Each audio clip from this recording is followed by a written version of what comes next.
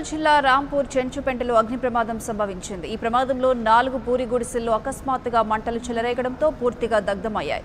ఈ ఘటనలో సుమారు ఇంట్లో వంట సామానుతో సహా బీరువాలు, ఇతర సామాగ్రి పూర్తిగా దగ్ధం కావడంతో 3 లక్షల వరకు నష్టం జరిగిందని బాధితులు తెలిపారు.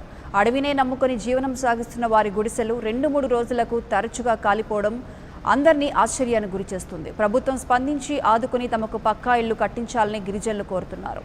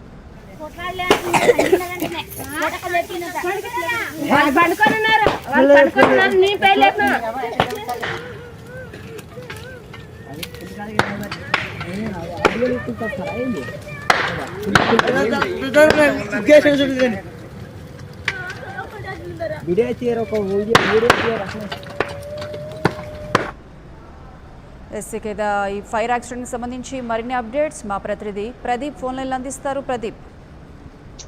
ప్రియాంక, నాగర్ జిల్లా అచ్చంపేట నియోజకవర్గము లింగాల మండలంలో నల్లమల లోతట్టు ప్రాంతంలో వరుసగా గుడిసెలు దగ్ధమవుతున్నాయి. రాంపూర్ చెంచుపెంటలో శుక్రవారము ఉదయం 5 గంటల సమయంలో సుమారు 5 గుడిసెలు దగ్ధమయ్యాయి.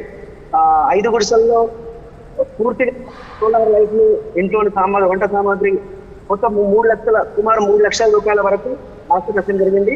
అక్కడ మొత్తం గిరిజనులు 25 గుడిసెల్లో ఉంటున్నారు. అయితే ఈ గుడిసెల్లో ఉన్న 25 ఫ్యామిలీస్ కూడా ప్రజెంట్ గా వాళ్ళు రైట్.